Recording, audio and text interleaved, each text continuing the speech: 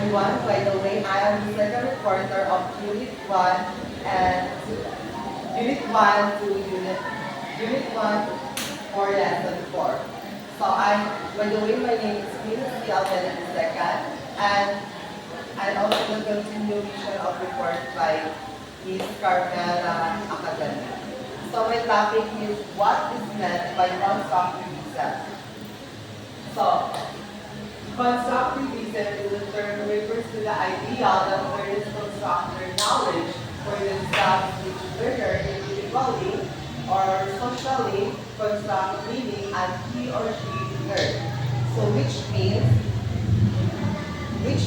in education we emphasize that learners actively construct their own knowledge through personal and social experiences. It is construct two perspectives on learning, which first is traditional view and the second one is constructivist view. So first is traditional view. Knowledge is considered as a reflection of our real world, which means the learners must be understand, organized, and observed.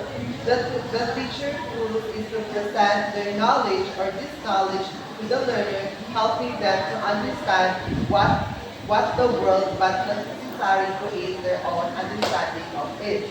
And the second one is constructivist view. It contrasts the constructivism emphasizes that the learners build their own models of understanding the world. Teachers should be provide opportunities for students to interact with sensory data and construct their own understanding rather than simply teaching the real world. So, does it actually make any difference in our everyday work whether deep down we consider knowledge to be of our own making? So if we believe that knowledge is consists of learning about the real world out there, then we indeed grow first and foremost to understand that the world organized in its most rational way possible. As a teacher, we present it to the learner. This newly state engage us in providing the objects of the world, but providing the learners with activities with hands-on learning with opportunities to experiment and manipulate the object of the world. But the intention is always to make clear to students, to the learners, that the structures of the world independent of the learner. To help the learners, we as teachers, we help the learners to understand the world, but we do not ask them to construct their own or her own world. So, constructivism theory.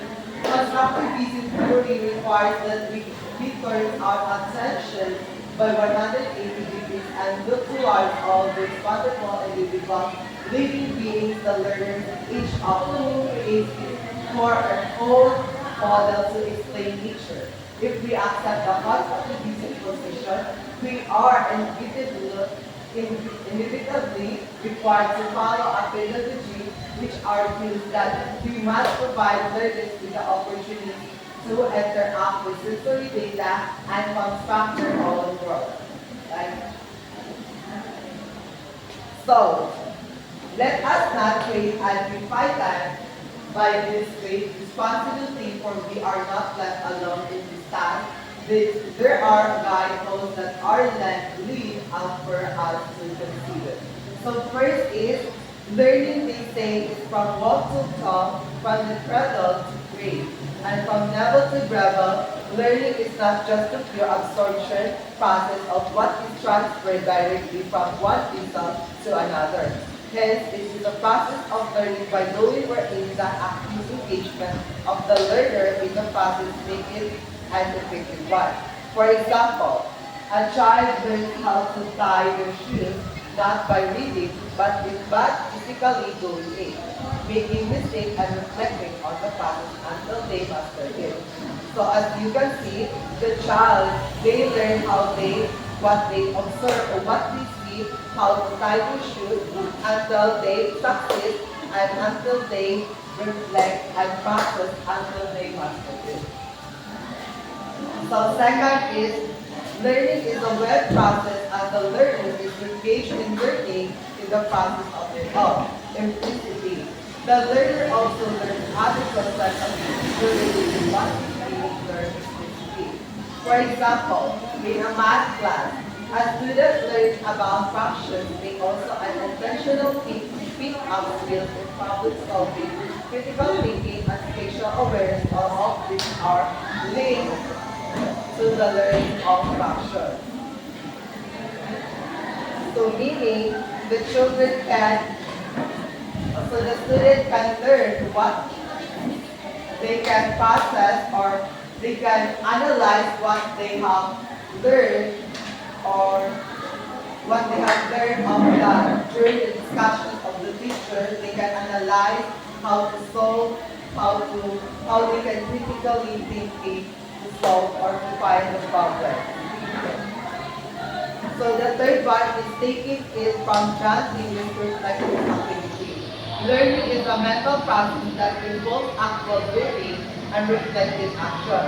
Reflective action is the learning such as results and connections of the whole world pattern. So example, after conducting a science experiment, students might be asked to reflect on what they observed, the results, and how their findings connect what they had learned in previous lessons. These reflections help solidify their understanding and allow them to make deeper connections. So for example, like the students should be, after they conducting experiments, they can reflect or what is their reflections during their observations, experiments, during their research papers, or what they have got in experiments, or not also in research, but also in what they have learned about the lessons or discussed, that they can reflect themselves or themselves what they have learned or observed. So once a learner is able to define a concept in his or her own terms, we can simply say that learning takes place.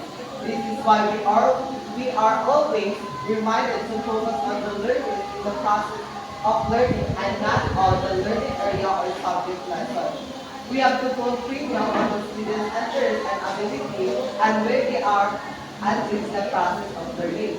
We have to note also that part of the learning process is attributed to the experiences gathered by the learner in their own community.